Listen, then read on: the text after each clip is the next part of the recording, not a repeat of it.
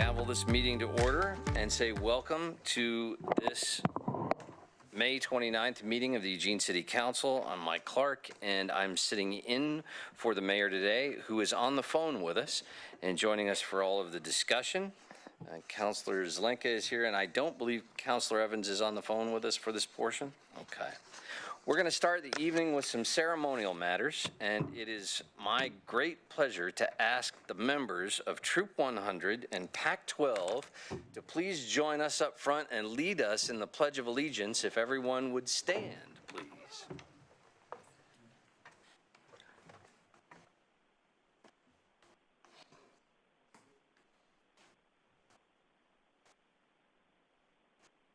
Allegiance to the flag of the United States of America and to the republic for which it stands, one nation, under God, indivisible, with liberty and justice for all.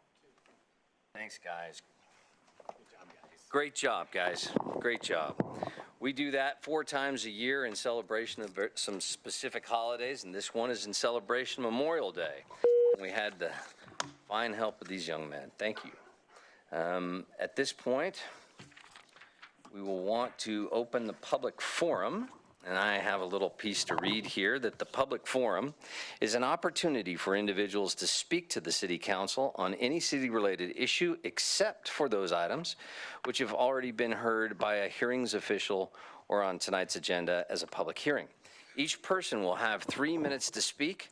When you come to the podium, please give us your name, city of residence, and then for Eugene residents, tell us your ward if you know what that is. The timer and the lights will indicate the time you have to speak. The red light indicates the end of your 3 minutes, and I think the yellow one gives you a 15-second warning there, I think. We have 16 people here, I think. And first will be Zach Mulholland, followed by John Brown. Counselor, I'm on the line. Thank you. Councilor Evans is with us here. Hello, Council, Mayor Vinnis on the phone. My name is Zach Mulholland. I live in Ward 1. Tonight I speak to you on behalf of the Sustainability Commission. I'm speaking to you regarding the eWeb Riverfront development. Very much appreciated the presentation that staff just gave you. Looked like very improved process from what we saw previously, and so very happy to see those things. The Sustainability Commission has been looking at the eWeb Riverfront development site. Basically, we see this as a really important project for our community that can add a really vibrant piece to the fabric of our community, and we want to make sure that it goes forward in the right way and can end up being a project that we can all be really proud of. And so we just wanted to make sure that we have a really strong public process where the community feels like they have the ability to weigh in and impact the project's final outcomes, and that we can run a public process in a way where we can have community buy-in for the final project that gets developed, and it can be something everybody can be really proud of. To that effect, we have a number of recommendations to the City Council and staff to make sure that the proposal has a really strong public process and has the best outcomes. Recommendations for City Council is to hold at least one work session to discuss if the proposed changes to the project align with community values, and evaluate if additional requirements should be included in the final agreement to ensure community interests are well served. Recommendations for staff is to hold at least one town hall style event to educate the public on the latest proposal and provide a chance for public comment prior to an agreement being finalized. These comments should help inform the final agreement and should be shared with the City Council as part of your work session deliberations. We are recommending that you look at including requirements in the final agreement that maintain the quantity and quality of green space over the entirety of the site, and that we don't lose that green space as the project is subdivided into different projects, and that one potential option is to hold additional land in the city hands to ensure that we keep that space green permanently. Include additional provisions to ensure high standards for the facilities being built. These can include but aren't limited to green roof or solar roof requirements, energy efficiency requirements, and EV ready requirements.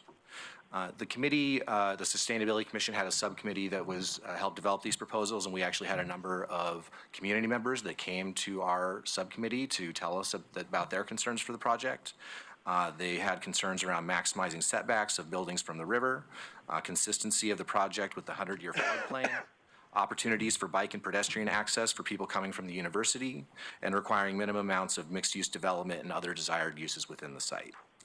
So the Sustainability Commission requests that the City Council move to hold a work session on the UWeb Riverfront proposal to ensure it aligns with community values and include additional provisions as necessary to ensure it meets high standards, and direct staff to begin a public process to inform the city on what additional it provides. Thank you, Zach, very Thank you so much. Have a good day. John Brown, followed by Ron Bevert. Good evening, members. Mayor Vinnis and members of the council, thank you first for your service to our community. I greatly appreciate it. I know a little bit about what it's like to do that. For the record this evening, I'm from Ward 5, and I'm not speaking on behalf of any board or commission I may be a member of, but I do have some knowledge from that position you may be referring to. I'm going to talk to you this evening about process and regaining the community's trust. We just went through the auditor thing. And you know, when you get an EWeb bill, 2 of those 4 items aren't ours. Stormwater and MWMC is not ours. Metro Wastewater has already approved a 2.5% increase for regional, and they're going for a 4% operating, and so is Stormwater. And so looking into some of these things that, you know, EWeb, you can't find anything you don't look for. We looked for it, and granted, we had things to cut. We cut $23 million out of our budget net in the last 2 years after all our rising expenses because we looked for it. We listened to the people. I'm looking at your proposed stormwater fees, and I'm having trouble with it. I mean, even your backgrounder says Eugene's local stormwater rates are relatively high compared to other cities. I'm looking at your proposed justification for these increases. You pay yourself $1.1 million to use your own real estate. Your admin fees are greater than your capital budgets. There's some things in there maybe you ought to look at. I'm not saying there's anything wrong with it, and you will not find a stronger advocate for clean water here than at this table. But I'm saying maybe this is one time you can look at it. I can't think of anything in stormwater that's pressing that you have to go ahead and raise these rates. I did just a little checking. New Roosevelt Middle School. It costs more for stormwater than it does to heat the building for a whole year. And they don't put any stormwater into the system. All the stormwater from the roofs goes in to flush the toilets and irrigate the landscaping, and all the stormwater from the parking lots go into their swales and recharges the groundwater. But yet, the stormwater fees are greater than the cost of heating that building for the year. So I'm saying, if you don't mind, I'm not saying it's broken, I'm not saying there's anything wrong, I'm saying, but you can't answer that question until you look. And maybe you could look at that, because we're dying a death from 1,000 cuts. You have a proposal to raise STC fees by 50% for transportation in the next upcoming budget. You're talking about affordability index. Each one of these things adds. It's not only the cost of building a home, it's the cost of running one. And every one of these things I'm talking about has either the cost of building it or running it. So please, if you don't mind, start looking into some of these things. It can be done, and you can still run a great program, and you can still protect our environment and everything else. And so I'm just asking you maybe to push back a little on some of these rate increases and at least think about it. Thank you very much. Thank you. Ron Bevert, followed by Deborah McGee. Good evening. I'm Ron Bevert, resident of Ward 2. I would like to speak to the council this evening about an issue that should be right in your alley, which is a reasonable salary for members of the council. I would like to see council put a measure on the next ballot to that effect. Council could appoint some committee to work on figuring out what would be an appropriate salary for members of council. I believe that Eugene has reached a size, and the workload, the amount of reading that council members do and so on, it's more of a full-time job than being the job of volunteers. I know many council members have second jobs, but we really have reached that point where Eugene isn't a little small town anymore. Anyway, one of the objections to this sort of thing is any money that's spent on anything has to be taken from some other needed service. The city presently finds funds for wooden flower boxes for downtown. In my experience, wooden flower boxes don't last very long before they rot. We have money that's earmarked for many different things, like the track meet in 2021. We've got jobs for rat control, porta potty attendance, and various other things. Anyway, I just think that the council members should at least get the rate of pay of a police officer or a firefighter. But this is the kind of thing that could be discussed by folks, that take a look at this. So anyway, I'd really like to encourage some member of the council to make a motion to take this under consideration.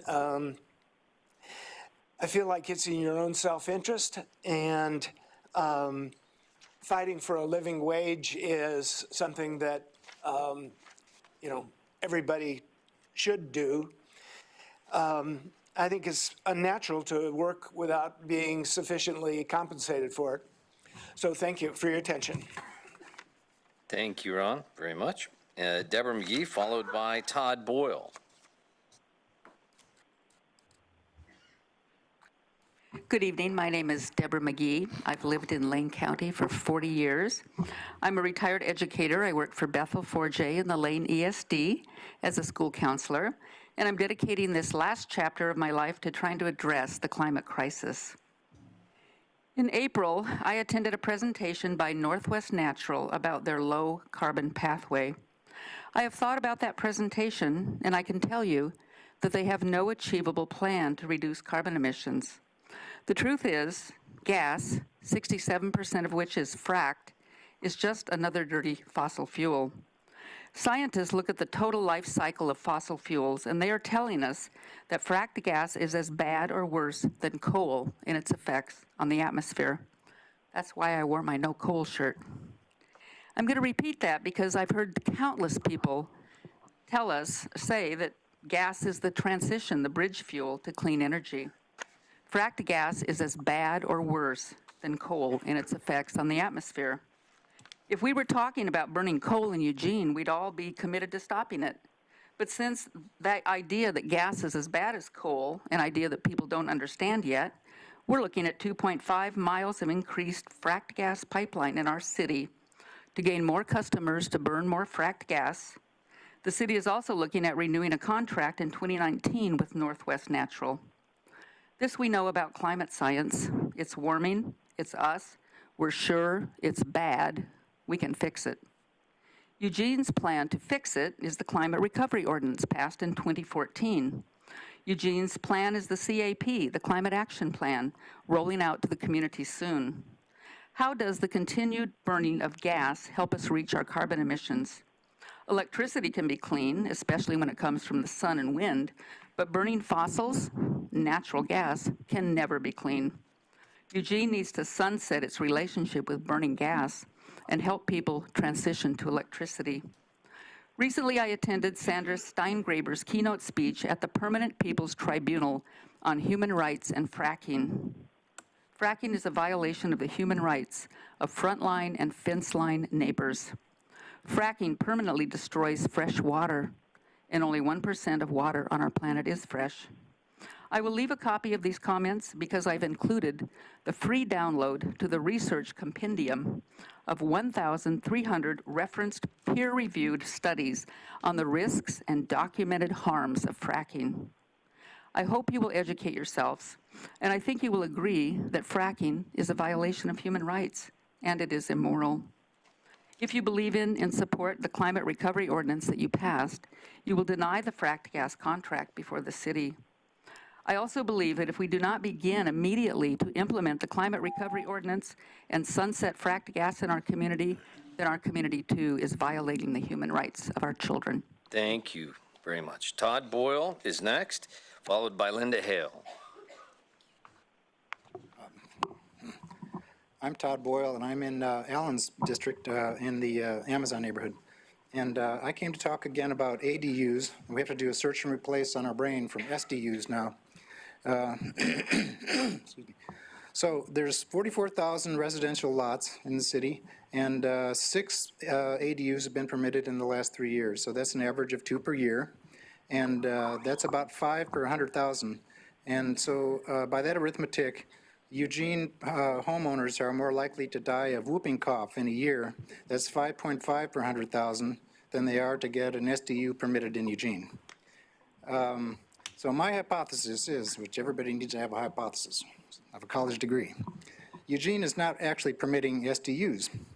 And the reason why people don't build SDUs is well known. That is the ADUs, there I go again, is because of system development charges and permits over 10,000, and because actually size and lot size restrictions are unequal to residential, so it's not quite as good of an investment as building a house, but it's mainly the fees. So I'm gonna, my hypothesis is that these are not reasonable, these are unreasonable restrictions, and that's why people aren't building ADUs, because Eugene has a regime of unreasonable restrictions against building ADUs. And so why do I say unreasonable? Well, it's based on the results. Evan Fodor spoke to us recently and gave a talk, and he said that 65% of home buyers actually want to buy a house with an ADU. I'm running out of time here. So anyway, our policies do reflect the desires of homeowners, and it's not the money actually. So I've figured out that ADUs actually increase our house values. And so why don't people want ADUs? Well, it's partially objective factors like noise and parking, and there's partly some emotional or subjective factors which aren't actually legitimate factors, in my opinion.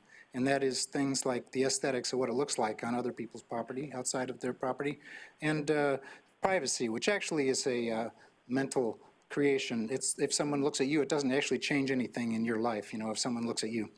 So I'm going to submit that because those are less legitimate, that we should try to join with the statewide effort on urban growth boundaries that's been going on for generations, and try to live closer together and create greater density in our city. And another reason why it's not legitimate is because 44% of Lane County are ALICE or poverty level, and they are experiencing unpayable rent costs. And we need to have compassion on the people and let them have a place to live. Other things being equal, creating a few hundred ADUs does increase supply, and other things being equal, additional supply reduces rents for people. So let's go strictly with 14 houses per acre. Make it simple, 3,100 square feet, you get a green light, build your ADU. Thank you. Thank you very much. Linda Hale, followed by Erica Lyon. You can give them to them. Well, they'll put it in our packet. Yeah, we'll get it that way. Thanks.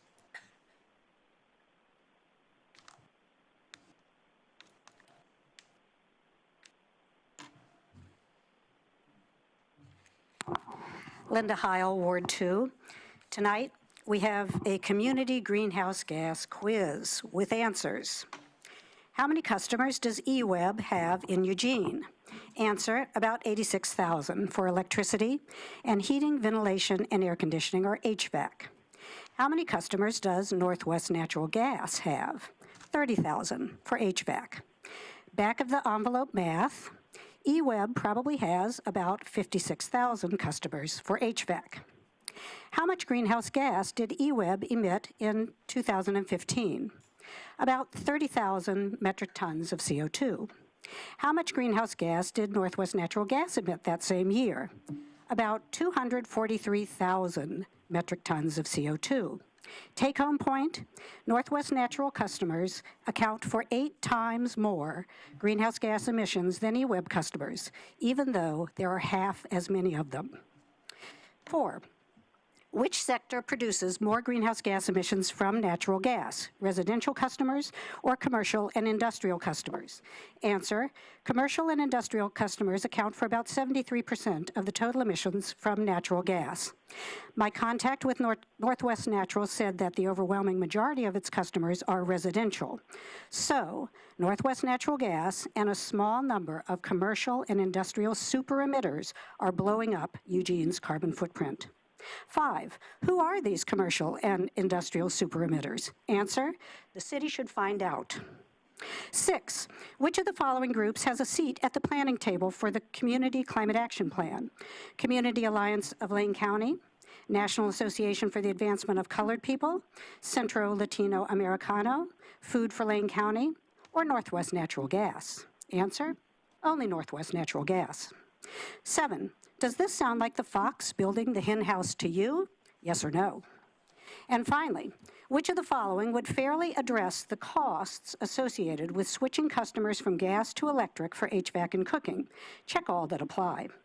Northwest Natural assumes these costs since it is making the profits from promoting and selling a product it knows is contributing disproportionately to the greenhouse gas emissions of Eugene. B, the city of Eugene provides incentives, particularly for low-income households. C, eWeb provides incentives. Or D, customers assume the costs. Thank you. Thank you. Eric Lyon, followed by Tom Muller.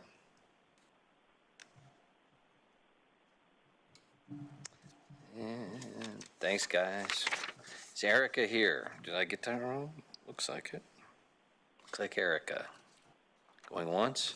I don't see her here. So Tom Muller's next, and followed by John Thielking, I think. All right, thank you. My name is Tom Mulhern. I'm Executive Director of Catholic Community Services. And I'm here to thank you for the Nonprofit Capital Improvement Program, which is on your agenda later tonight. The program includes some much-needed improvements for the Eugene Community Service Center on West 6th Avenue, where we serve more than 5,000 low-income households every year. One person we helped recently was a single dad who couldn't work in his field of welding because he had injured his back, and so he had gone back to school full-time to develop a new skill to be able to support himself and his son. While he was in school, he was also working part-time at a service job earning $10.75 an hour. And he came to us because he was struggling, obviously, on trying to support himself and his child. And we provided him with energy assistance, helped him pay his energy bill, and provided him with food assistance, while he continues to work on getting himself to a position where he can get a better job and support himself in a better way. Another woman came to us more than a year ago when her life had bottomed out. She needed a place to live, she needed a job, and she needed drug and alcohol treatment. Our staff member worked with her to come up with a plan and a strategy with very specific action steps for things she needed to do if she really wanted to move forward. And despite all the obstacles, she did complete treatment, she got a job, and she's now in her own apartment. She came in just recently to talk with the staff member who had helped her and tell her about her success. And you know what she said to our staff member? She said, "I am fixed and normal now. Thank you." So I want to thank you for this kind of transformation in our community, supporting it through the Nonprofit Capital Improvement Program. Thank you. Thank you. Next is John Thielking, followed by Jim New. Did I say that right? I hope so. Yes. Yeah. Hello, I'm John Thielking, Ward 1, operator of couchhosting.org in Eugene, Oregon. My current analysis of Airbnb's website shows 11 rentals for $10 to $20 per night, 48 rentals for $21 to $33 per night, and the rest of the 1,626 Airbnb rentals shown on the site when entering Eugene, Oregon for a search term are from $34 up to $3,000 per night. During the winter months of 2018, there were 87 rental listings in the price range of $10 to $33 per night. Many people who are between permanent places to live may find these opportunities to be an affordable option to find temporary housing. However, it would be better if there was a way to provide an incentive to return the Airbnb rental units to the long-term rental market. I have outlined just such a scheme in my remarks below. Considering that 1,626 rentals represent approximately 4% of the total rental market in the Eugene-Springfield area, the alleged low rental vacancy rate in Lane County may be partly due to the existence of the Airbnb rentals.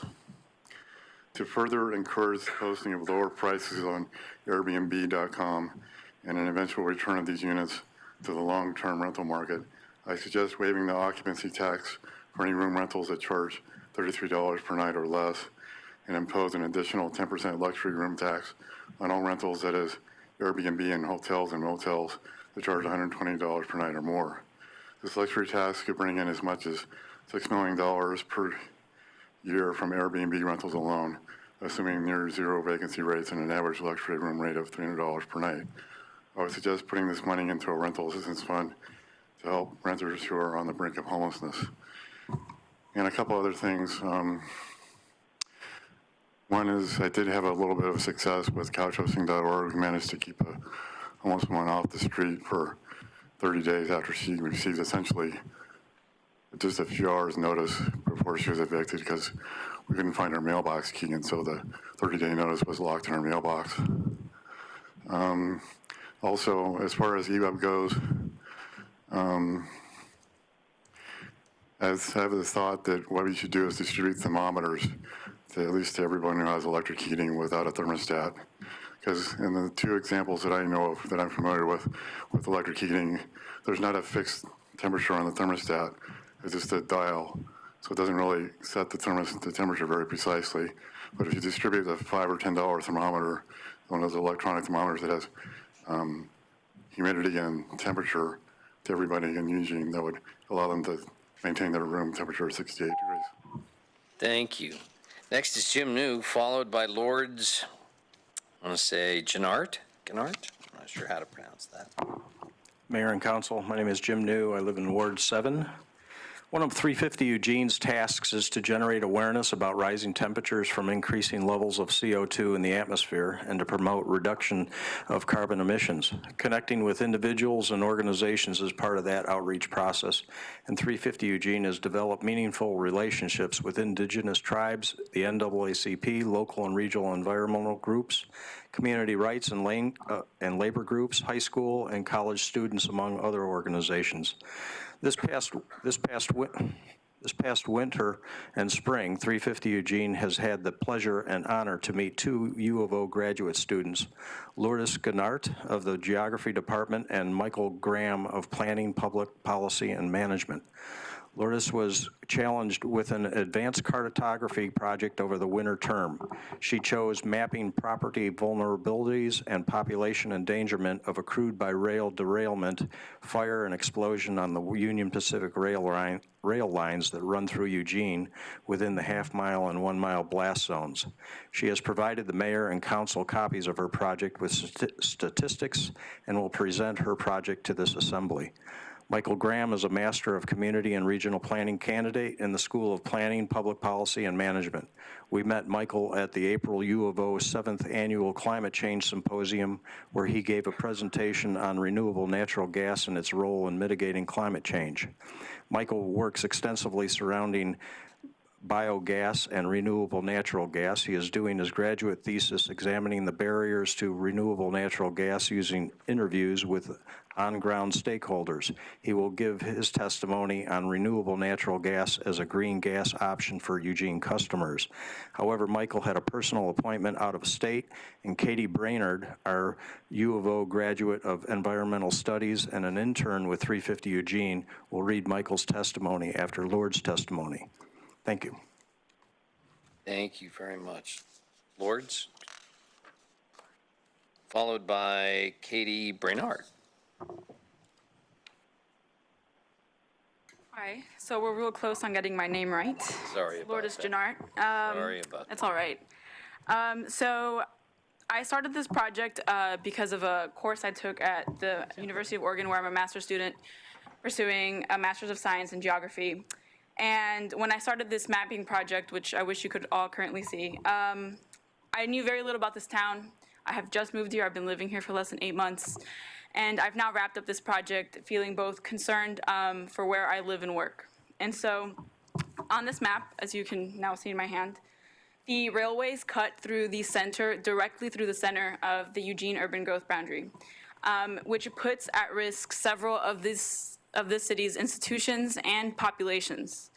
And a half mile and a mile out from that railway are the blast zones Jim just mentioned. And that puts a more significant amount of people and places at jeopardy, including parks and the Willamette River. And so in these mile and half mile zones, we have this very building, the University of Oregon, the Lane County Community College, the downtown campus, Northwestern Christian University, several, or actually 41% of the city's middle, elementary, and high schools, and 48% of its public parks. And this is compounded by the fact that several of our police and fire stations are in these blast zones, which leave us with a unique situation if a spill or an explosion were to occur. That situation being that we're ill-equipped to respond to any sort of spill or explosion, not only because of the location of our police and fire stations, but also because current regulation doesn't require anybody to announce how many gallons are being transported if it's less than 1 million gallons. But 32,000 gallons can do quite an amount of damage, as we've seen in Mosier, Oregon. Other things that compound this sort of ill-equipped response is the fact that many of the roads and major connections to highways are also within these mile and half mile blast zones, meaning evacuation of the city would be significantly hard. And so not only is the economic toll that any sort of spill or explosion would occur if we continue to allow this crude by rail transportation, but there would be a high economic toll, a high loss of life, and a terrible or ill-equipped response to any sort of emergency. So thank you. Thank you. Next, Katie Bernard, followed by Carol Shearer. Good evening, and thank you for your time. My name is Katie Brainerd. I have been a lifelong resident of Eugene, Oregon for 22 years, and as Jim stated, I will be presenting this testimony on behalf of Michael Graham. Natural gas is a fuel no one would associate with green energy, but have you heard of renewable natural gas? It is a resource few are aware of in the United States. Europeans have been producing biogas, the unrefined version, and renewable gas for the better half of a century. France currently receives 20% of its entire natural gas demand from renewable natural gas. It is a remarkable resource which we throw away every day. Renewable natural gas is produced from waste, such as your sewage, green yard waste, food waste, your dairyman's cow poop. You get the picture. Given this, there are a couple of recommendations which could be used to help increase renewable natural gas production and use within Oregon and the city of Eugene, as well as help the city meet its carbon reduction goals in accordance with its climate action plan. First, set a goal and a mandate for a certain percentage of the city's own gas consumption be sourced from renewable natural gas, and alternatively, require Northwest Natural to source a percentage of the total city's gas supply from renewable sources with increases every 5 years. Second, work with refuse haulers to convert CNG using Short Mountains landfill renewable natural gas potential. And lastly, education and outreach program to inform residents and business of the potential of this fuel. This is a low-carbon alternative to fracked natural gas. We do not want to perpetuate fracking and want to begin to replace a percentage of fossil fuel resource with a renewable one. Thank you for your time and considering my testimony as a private citizen and graduate student. Please feel free to contact me at any time with additional thoughts, questions, or comments. And I would also like to add that Michael's recommendations are very important to me in order to ensure a safe and livable planet for mine and future generations to come. Thank you. Thank you very much. Next is Carol Shearer, followed by Kelsey Wheelbrenner. I'm doing terrible with names there. I'm Carol Shearer. I'm in Chris Pryor's ward. The climate has warmed to a truly frightening level that may be impossible to reverse. I'm alarmed for my grandchildren. Katie has talked about her life too. So the young people have a lot to be concerned about.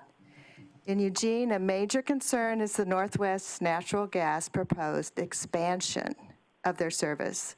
This is inconsistent with the proposed no new fossil fuel infrastructure ordinance and with the goals of our climate recovery ordinance. Importantly, natural gas is composed primarily of methane, an extremely powerful greenhouse gas that must be nearly eliminated to prevent catastrophic climate damage.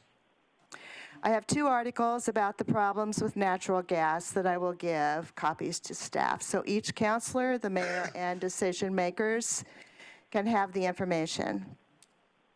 For those watching, the articles are How Climate Activists Failed to Make Clear the Problems with Natural Gas. Author is Bill McKibben, published by Yale Environment 360. The other article is Natural Gas Has a Dirty Secret. Author is Anna Fahey, F-A-H-E-Y, by Sightline, which is one word, Institute. Natural gas is mostly methane, which traps 86 times as much heat as CO2 over a 20-year period. It can warm the atmosphere at nearly 30 times the rate of carbon dioxide. Please strictly adhere to the Climate Recovery Ordinance and support the No New Fossil Fuel Infrastructure Ordinance.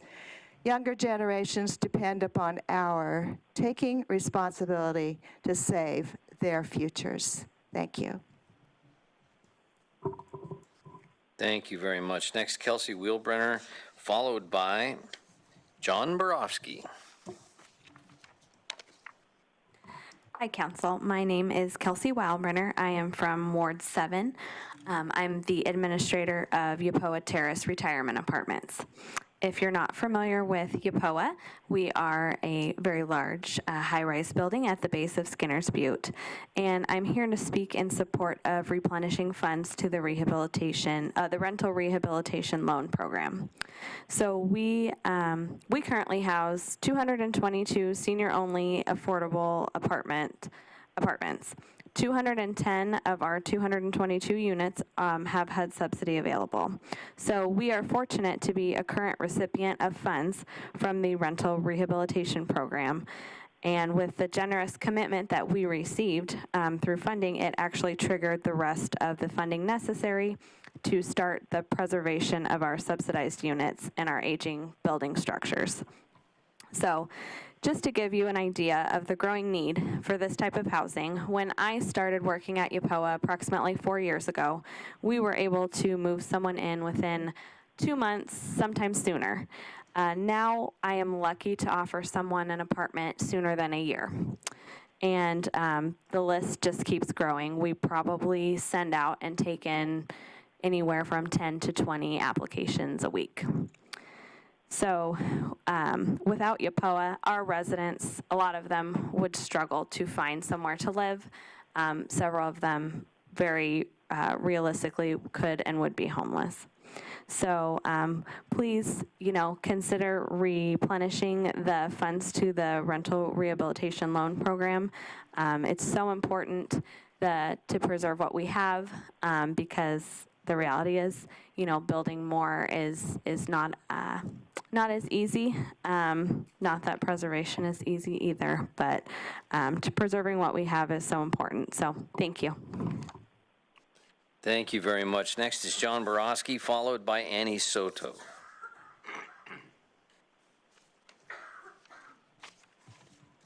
Thank you, Council and Mayor on the phone. John Borofsky, Ward 3. I liked kind of the quiz earlier, and the quiz I have for you tonight would be, what is the city of Eugene doing for its most vulnerable population?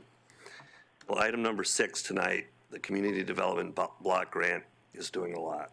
You heard from Tom with Catholic Community Service and Kelsey about the work that's being done at Yapoa, but there's other projects that are moving forward because of what the city is doing, putting out the Community Development Block Grants. The Whitaker School houses the Head Start program. Well, they've got lots of people and do a lot of good work, but they don't have the money to put a roof on Whitaker School. This program is helping them do that. Looking Glass McKay Center out by Autzen Stadium deals with at-risk youth. They needed a roof and HVAC. This is taking care of that. There's a shelter care rehab facility on Highway 99. Used to be a old hotel. They take people who are homeless that are coming out of the hospital, and the hospital doesn't want to put them on the street. So they'll go to this place. They testified at our public hearing that they can house somebody for a month for the price it would take to do one night in the hospital. They're getting a new roof and some other things. You're also helping to fund the Human Services Commission to the tune of $350,000 per year. So when somebody asks you, what are you doing for the at-risk youth and the at-risk people in Eugene, you can tell them you're doing these good things. The staff has been excellent. Stephanie Jennings and her limited number of people do a yeoman's job in going through all of the red tape that the federal government attaches to these types of funds. And I just hope you approve these funds in item number 6. Thank you, John. Next, we have Annie Soto, and finally followed by Emily Meng.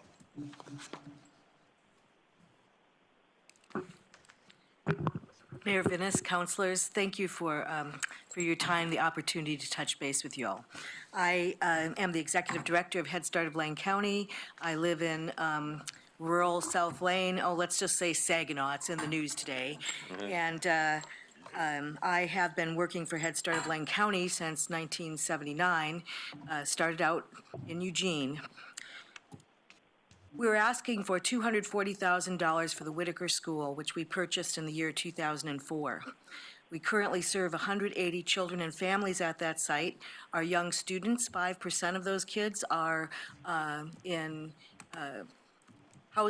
typically homeless. Over 26% of those children have a individual family service plan and identified disability. We work with many other agencies, including EC Cares, to serve the children. We're asking for the dollars. We have a crumbling chimney that a small earthquake would take down. We have a large roof that is a problem, and we have a kitchen that needs renovation. We serve over 4,000 meals a month.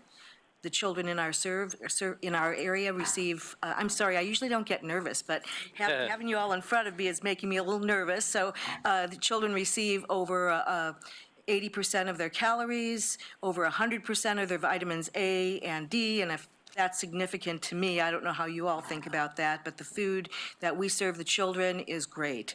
A lot of fresh fruits and vegetables, often local. We also have, as well as serving all our young students, we also have housed the annual Community Thanksgiving Day celebration, where thousands of folks receive good food, community support, sleeping bags, clothing, you know, it's great. We also have a playground that's utilized by many of the community children. When we're not in school, other children can come and use our playground. We appreciate that. We appreciate the neighbors never getting upset with us about parking all over the place, although many of our staff do bike.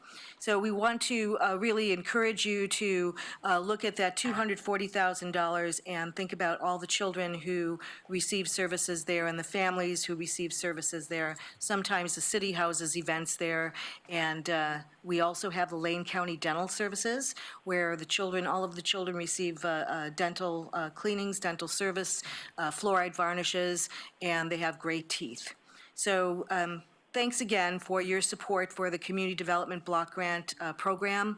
As you've heard from other people, it just makes a huge difference in the lives of folks in our community. Thank you. Thank you very much. I have one more here, but the topic has me want to ask staff if this is in the right place or the wrong one. Thank you very much. I wondered about that. And so we are now concluded with public forum comments tonight. Do we have any comments from council? Alan. Yeah, thanks for coming out this evening. Just a couple of points of information about some of the renewable natural gas things and landfill gas projects that we're doing in this community already. Northwest Natural Gas is currently contracting with Portland to do the very first renewable natural gas from a wastewater treatment plant to vehicle fuel project. And the second one will be MWMC. They just passed about a $9 million funding for a renewable natural gas to vehicle fuel project and that will be the second one in the state. And then finally, Emerald PUD at the Short Mountain landfill has been generating electricity with landfill gas and has been doing that since 1991, and that was the very first landfill gas to electricity project in the Pacific Northwest. So we've been way ahead of the curve on all of those things. Any other counselors want to make comment on the public forum? Okay, thank you. Next up, we have a different sort of hearing here with the Edison Elementary School site parking land use code amendment. Our city Consent calendar? Oh, we should do that first. You're right, absolutely. Sorry, sir, I jumped ahead, didn't I? Forgive me. A motion would be in order. I move to approve the items on the consent calendar. Second. Alan. I'd like to pull item C. Okay, would anyone else like to pull an item? Don't have to second. Oh, I like it anyway. Take it. Okay, so with the remaining items, all those in favor, please signify by showing hands. All those opposed, that passes 7-0. Item C, Alan. I was going to vote on that. Sorry about that, Greg. I apologize. 8-0. A couple mistakes today for old Mike, huh? All right. Sorry, brother. Alan. Yeah, I just wanted to point out that back in 2012, the council authorized a low-cost micro-housing project, pilot project, called the Opportunity Village Eugene, and up to 45 people and 30 units, Conestoga huts and tiny homes in that place. And since its inception back in 2012, 60% of the people that have gone through Opportunity Village have gone on to stability in housing, which is remarkable. If you would ask me when we did that back in 2012, what percentage of people would go on to stable housing, I'd say 5-10%, but it's 60. It's also become a national model about how to do that kind of thing. And then so the council has been very supportive of it, and we approved extension of it in 2014 and again in 2016, and this motion would extend it to 2020. And so I support this motion. It's just something we should celebrate, the Opportunity Village Eugene. Forgive me, Councilor Surratt. Thank you. Yes, I agree with Councilor Zelenka. This is definitely something to celebrate and to be proud of.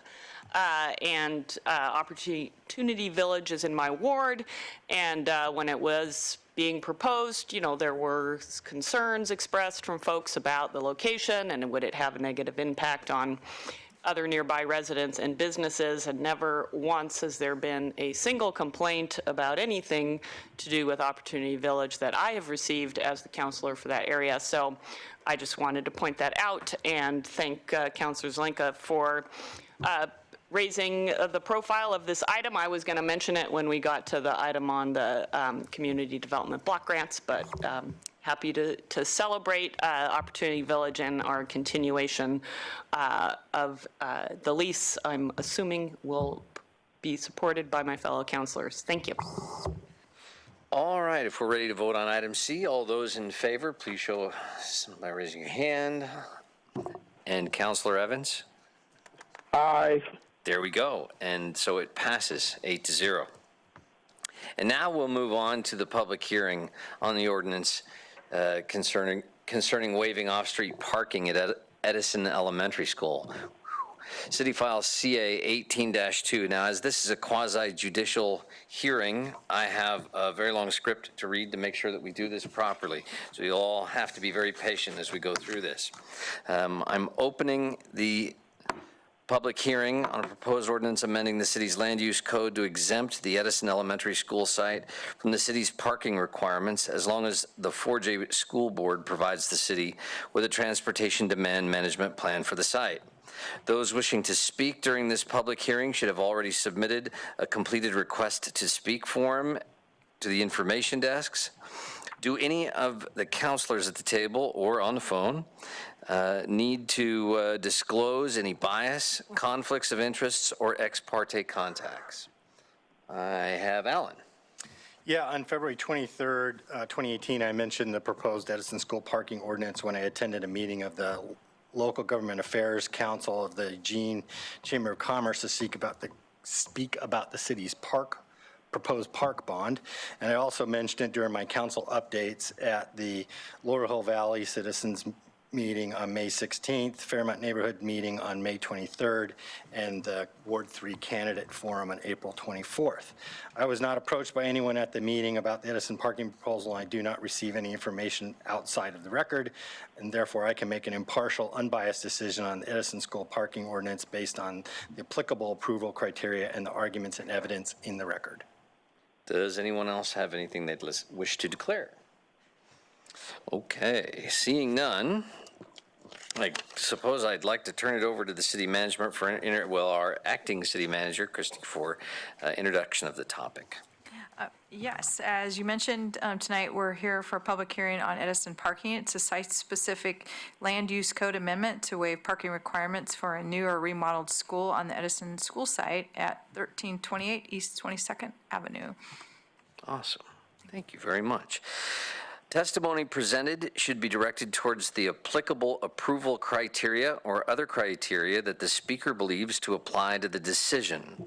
The applicable approval criteria for this proposed land use code amendment are from Eugene Code sections 9.8065, which states that a land use code amendment must be 1, consistent with applicable statewide planning goals as adopted by the Land Conservation and Development Commission, and 2, consistent with applicable provisions of the comprehensive plan and applicable adopted refinement plans, and 3, in the case of establishment of a special area zone, the proposed land use code amendment must be consistent with EC 9.3020 criteria for establishment of a special area zone. The failure of anyone to raise an issue accompanied by statements or evidence sufficient to afford the City Council and parties an opportunity to respond will preclude appeal on that issue. The request to speak forms have been separated into 3 groups, and speakers will be called in the following order: those in support of the proposed land use code amendment, those with a neutral position, and those opposed to the proposed land use code amendment. So I have a stack here of those in support that I will call first. When you come, please give your name and address. You'll have 3 minutes to comment. The timer and lights on the podium indicate the time you have left to speak. A yellow light will come on when you have 15 seconds, and a red light means please wrap up your comments now. I'll now open the public hearing with those in support, and the first one I have listed is Karen Knutson, and followed by Eileen Nittler. Did I say that wrong? Hello, Council and Mayor. Karen Knutson from Ward 3, and here this evening as a member of Sustainable Eugene Neighborhoods and Schools, SENSE, the community group that has been organizing around this opportunity to situate the rebuilding of Edison Elementary, we think, for a future that best serves the children to be educated on that site. The purpose of me being there this evening is to encourage your support of a focus of the school site design and funding for that project being around the education of our children and the best possible use of that land. Councillor Clark, delighted to hear you reference DLCD's guidance and our comprehensive planning goals for this community, and thinking about how important thriving, walkable schools are to the future of this community and to the quality of the neighborhoods that we all enjoy. I have 2 young daughters, one which is currently at Edison Elementary and who enjoys the experience of walking, sometimes running if we're late, to school as often as possible. And I can say, as both a parent and a member of the neighborhood and surrounding community, that we really value this school in our neighborhood. We value the compatibility of this school, and a great degree of that compatibility has to do with the site being devoted to educational uses and the life of that school and the children that love it and the schoolyard that supports their activity and learning, and not to large expanses of impervious parking space, which don't actually serve the goals of what we're trying to do when we think about allocating our school district's funding and our city's funding to education. Parking of cars is not our focus. The providing of the best possible education experience and the best possible environment for our children and the children of our community is our focus. And so we encourage you to support this adjustment and to give Edison Elementary its best possible future life for the next 100 years. It's been just fine without a parking lot on that site for almost 100 years. It will continue to be just fine without a parking lot, and certainly better in the future. So thank you for your support. Thank you very much. Next is Eileen Nittler, followed by Ann Craig.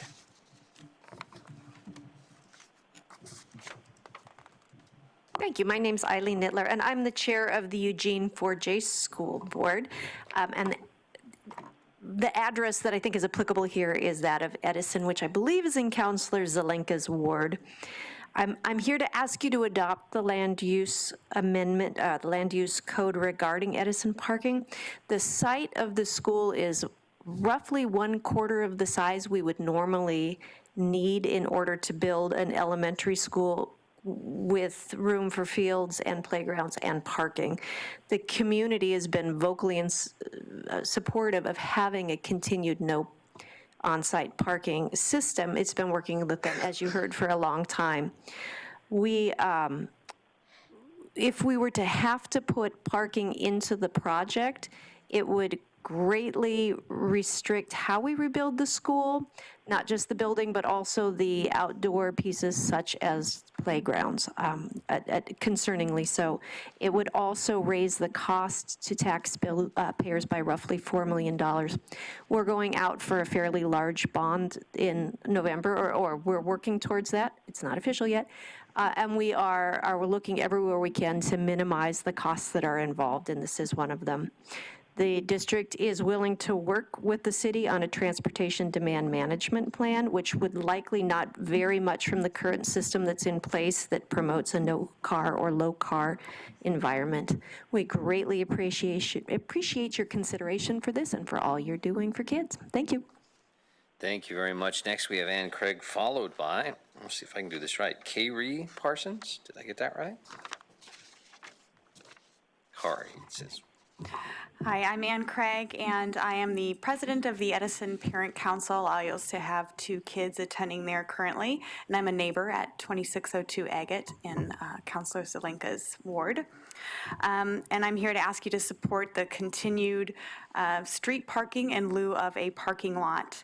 As the president of the Parent Council, I've had a unique opportunity to facilitate 9 meetings this school year, 1 a month, ranging from 25 to 60 people in attendance. And at every meeting, the Edison rebuild is on the agenda, and it's discussed heavily. And parking is something that triggered a lot of discussion. We've had neighbors' input, we've had staff at the school, and we've had families from across the Edison catchment. So Moon Mountain to Laurel Hill Valley to university neighborhoods and everything in between. And all those wide-ranging discussions resulted in a really similar end point, which is that consensus that we do not need a parking lot on the site for both logistical and financial reasons, which Eileen noted, but also because it doesn't align with our values. So knowing that we want healthy, moving kids who are skating and biking and walking to school, and we also want kids busing and carpooling because it's best for our planet. So we hope that you will find, as the Parent Council did, that a parking lot is not needed at the Edison site, and we can continue very similar to what we've done for nearly 100 years. Thank you. Thank you very much. Next is it Kari? Thank you very much. I will get it right the second time, followed by Emily Meng. Good evening. Thanks for this really important opportunity to consider the parking code adjustment at Edison Elementary. I'm very excited to be here tonight. We're moving this process forward. So again, my name is Kari Parsons. I reside at 2215 University. I am in Ellen Zelenka's ward. I'm the chair of SENSE, the organization of neighbors, Edison parents, and interested community members that is working to maintain a school at the Edison site. So when we first heard that a parking garage was part of 4J's proposal because they needed to meet parking code, we were a little concerned about that. But we wanted to know if that feeling among our membership was just us or if that was broadly a concern. So we did some community outreach, and I want to give you some of that information since this is a public hearing. All of those people aren't here tonight, but I can share with you what they told us. So on one very cold January Saturday, we canvassed nearly 100 homes surrounding Edison Elementary, and we asked them how they felt about the current parking situation and if they supported a parking garage. We also fielded an online survey of of neighbors where we got 64 responses. We surveyed Edison parents, we got 139 responses, and we surveyed teachers and staff and got 21 responses. So what did they have to tell us? Well, it was nearly unanimous, like 99.9% were in favor of retaining the street-only parking situation and were against putting a parking garage or a parking lot on the Edison property. And some of their rationales for that were, one, as you've heard, Edison's worked for 100 years without a parking garage. Why do we need one now? We also heard that a garage would be much more detrimental to the neighborhood and to the school than the current situation. For one, it would create traffic bottlenecks where there'd be one access point into this parking garage, whereas now we have multiple access points to the site. We also heard that it would create a safety risk. So we would, for the first time, have cross-sidewalk traffic on the site, where now that's all protected around the school. The sidewalks around the school are not crossed by traffic. And it would be security risk. So when it's not in use, now it's a attractive nuisance to monitor. We also heard that, and we've also heard this from our other folks tonight, that Edison's layout encourages walking and biking, and that's what a lot of kids and families do. And so that's supporting our sustainability goals as well as public health and educational success. And then the other thing that I thought was really interesting is when you ask neighbors how they felt about the current on-street parking, were they impacted by that? And nobody said that they had trouble with the parking issues. They were fine with using street parking, and it's a waste of taxpayer money. So at the end of the day, what does it all mean? This current parking codes simply just aren't, for this particular situation, appropriate, and we look forward to a code adjustment. Thank you. Thank you very much. Next and finally, Emily Meng.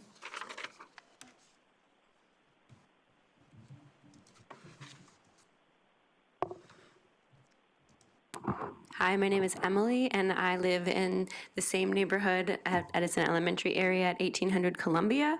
I'm the volunteer coordinator of the Parent Council and have been working with the families for a walk and bike to school initiative for the last month and taking data on how many people are participating. We've had approximately 20 to 39% of every classroom participating, which is around 873 participants for each week. These families have been working very hard to create positive habits, help protect our environment, and keep extra cars off the streets, which has been awesome. I've been working hard to support the community because this is a strong walking and biking community, and we see all of these bikes going into our bike locker in the back, and the kids really enjoy it. I believe that it is our responsibility to limit the amount of greenhouse gases that are being put into our atmosphere, and my concern is that a large parking lot will promote more driving in our area and clog up our streets as well, and it will likely take away part of our children's play structure, which I have a second grader who likes to run, and he needs lots of space for that. So we would really appreciate your consideration on this. Thank you. Thank you very much. I want to ask just officially in the record, do we have any statements of a neutral nature? No, we do not. Do we have any statements in opposition? No, we do not. Awesome. So at this point, I'll ask if there is a staff response to any of the presentations. Nope, I don't see any there.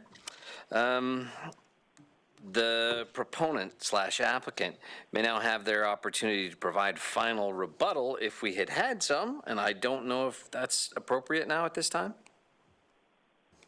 I don't think so. Awesome. Okay. So are there any questions that the counselors wish to ask of staff at this time? Seeing none. At this time, we would normally close the public hearing and the public record. Is there any counselor who wishes to hold the record open for written testimony or to continue the hearing to another time? Seeing none, the hearing and record are now closed. The hearing has closed, but oh, no, this was my choices here. Sorry about that. So now I guess we will just call the hearing closed. Is that correct? So the record is now closed and the hearing is now. And the hearing is closed. I didn't ask our colleagues on the phone if they had had any comments there, but I have now closed the record, so they should have jumped in, I guess. Stronger than that. So we're going to move on to item number 5 Mike, here. Yes? Just one point of order, if I may, that we'll be back on June 11th for the final decision. So if anybody wants to pay attention on the webcast or in person, that's when we'll be doing the final decision. Thank you, Alan. I appreciate that. I should have said that as well. And now on to item number 5, a public hearing resolution adopting modifications to the regional and local wastewater system development charge methodologies. And if we could have the acting manager introduce the topic, that would be wonderful. Thank you, Counselor. So the City of Eugene is one of the governing bodies to the Metropolitan Wastewater Management Commission, MWMC, restated and amended agreement. The agreement stipulates that MWMC will recommend to the governing bodies a schedule of sewer user charges and system development charges for regional sewer services, and that the governing bodies will adopt the sewer user charges and SDCs and impose those charges at the rates and in the amounts recommended by MWMC. The MWMC amended its system development charge fee schedule in October 2017 to specifically recognize a new use category for small homes. The reason for this change include to recognize the level of interest and discussion in small home planning and development, to ensure that regional MWMC SDC fee is clearly defined as less than or equal to 800 square feet for small homes, to assist the cities of Eugene and Springfield in consistently applying the MWMC SDC fees while clarifying square footage specific to small homes, and to assist residents and developers in viewing the MWMC SDC other residential small home fee via the MWMC website and SDC fee schedule. Thank you very much. Normally I would read the rules for public hearing, but as we have no, double check, nobody speaking to us tonight, so I will then just close the public hearing that we just had. Item number 6, action on the 2019 one-year action plan for affordable housing and community development. Let's go ahead and have the motion first, yeah. I move to approve the Eugene Springfield 2019 one-year action plan summary for use of federal CDBG and home funds in FY19 provided in attachment B. Second. Discussion to the motion. Boy, everybody at once, please. Okay. Seeing none, it is appropriate for us to vote at this time. All those in favor of the motion, please signify by raising your hand. Aye. And there's our 8th vote on the phone. The motion passes 8-0. Thank you. Thanks for the presentation. Thanks, Stephanie. Well done. Well done. Well done. Quick. We get things done here, I tell you what. Action item number 7, an ordinance concerning the prohibition of unlicensed dogs within the downtown core and amending section 4.427 of the Eugene Code 1971. Do we want to have a presentation before the motion this time on this one? Note Stephanie's length of presentation. He's making the sign no. No, we do not, so a motion would be appropriate. I move to adopt Council Bill 5187, an ordinance concerning the prohibition of unlicensed dogs within the downtown core. Second. Discussion to the motion. None. Wow. All those in favor signify by raising your hand. Greg? Aye. That's 8-0, yet again. Wonderful. And with that, unless there is other business on the table, I believe we are adjourned for the evening. Thank you.